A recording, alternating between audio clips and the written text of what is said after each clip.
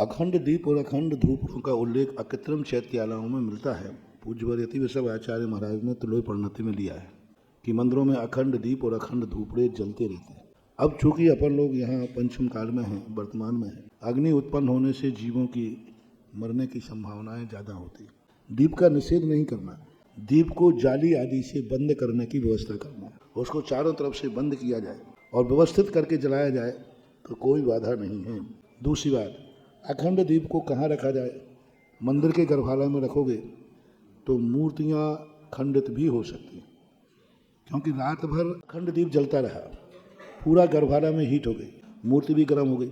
सुबह आप पानी डालोगे, अभिषेक करोगे तो मूर्ति क्षरण को प्राप्त हो जाएगी। पीतल की मूर्ति है तो उसकी शाइनिंग खत्म हो जाएगी। तो अखंड दीपक गर्भालय में रखने से मूर्ति को क्षति हो सकती है। दूसरा, जो स्वर्ण आदि कार्य है वो काला पड़ जाएगा। तो उनको रखते समय ऐसे स्थान पर रखा जाए जिससे मंदिर की सुंदरता भी, मंदिर का कार्विंग कार्य भी खत्म ना हो, मूर्ति को नुकसान ना हो, तो रख सकते हैं। और तीसरी बात, घी शुद्ध होना चाहिए। हमारे यहाँ दीप जलाने का पर्पज नहीं, शुद्ध घी हो।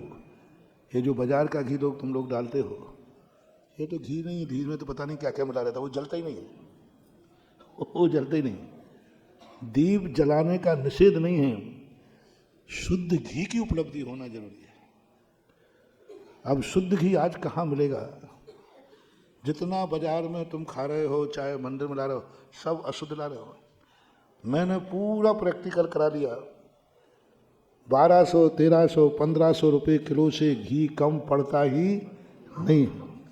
मैंने बहुत इस पर सर्वे करा है, 2000 खूब हम शांति धारा और गौशालाओं में सब में तैयार कराया, ब्रह्मचारियों तक के लिए लगाया कि भाई तुम सस्ते से सस्ता बनाओ। गृहस्थों से कहा कि भाई तुम, सब ने बना करके, इससे सस्ता कोई घी है ही नहीं। और बाजार में कितने का मिल रहा है? 500, 600। इससे अंदाजा लगाओ आप क्या खा रहे हो।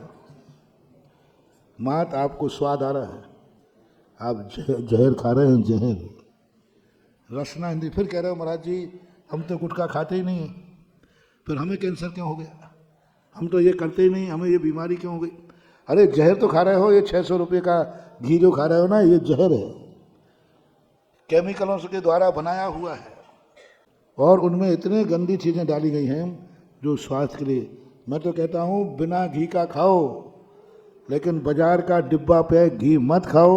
और या तो स्वयं गाय रखो, भैंस रखो, उस दूध को बनाओ और लो, और या अपने किसानों को शुद्ध घी को प्राप्त करने के लिए उनको तैयार करो।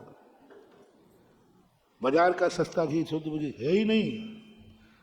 तुम घरों में गायें नहीं रख सकते हो, तो हमने एक अभी योजना बनाई थी कि आप लोग, जैसे आनंद नगर है, आनंदपुर, क्या नाम, आनंद, इसमें सारे जैनी मिलकर एक प्लाट लो, सब मिलकर के वहाँ गायें रखो, और वहाँ उसका दूध और घी जैनी लोग, तुम लोग अपने अपने घरों में वितरित करो।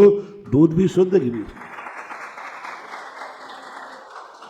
ये प्रैक्टिकल हमने कोटा के अंदर, हुकम काका कोटा के छात्रावास के अधिकारी है, वो पदाधिकारी, उनसे कहलवाया मैंने कि बच्चों को क्या जहर कर, तुम्हारा आज आशीर्वाद दो, गायें रख लें। गायें रखी। आज सारे बच्चों को छाछ, सारे बच्चों को दूध, और वहीं का घी, शुद्ध घी कोटा के हॉस्टलों में दिया जाता है।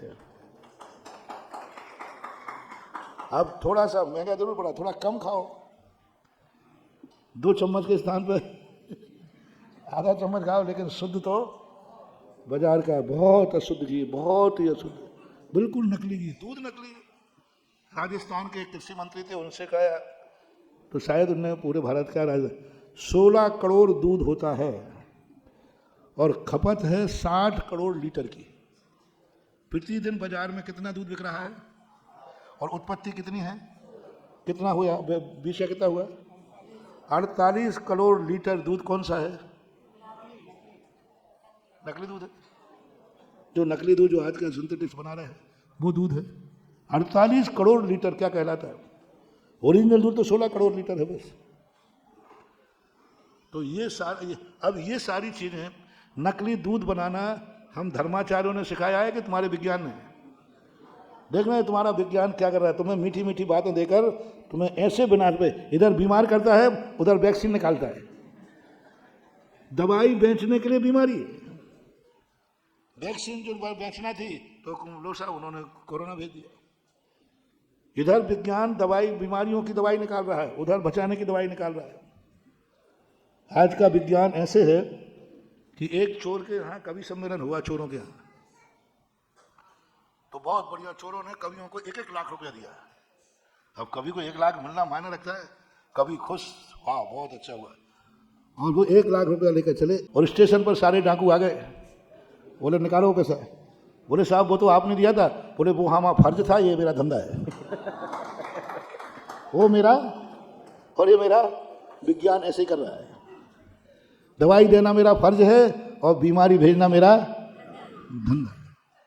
किसने सिखाया कि दूध गाय के बिना, माता के बिना भी दूध होता है? हमारे शास्त्र में तो नहीं लिखा, विधि नहीं लिखी।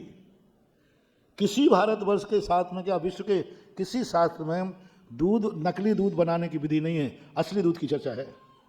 किसने सिखाया ये? सब्जियों के लिए सारा गंदा करने के कौन कह रहा है कि 1 इंजेक्शन लगाओ, रात भर में 1 किलो की सब्जी 5 किलो की हो जाएगी? किसने सिखाया?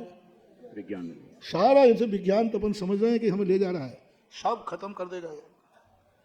तो इसलिए चेतो, जागो, वही आओ जो ऋषभदेव ने कहा था, स्वयं की खेती, स्वयं बो, स्वयं पालो, स्वयं खाओ तो ही ठीक है, बाकी तो जो है सो है। महावीर की जय।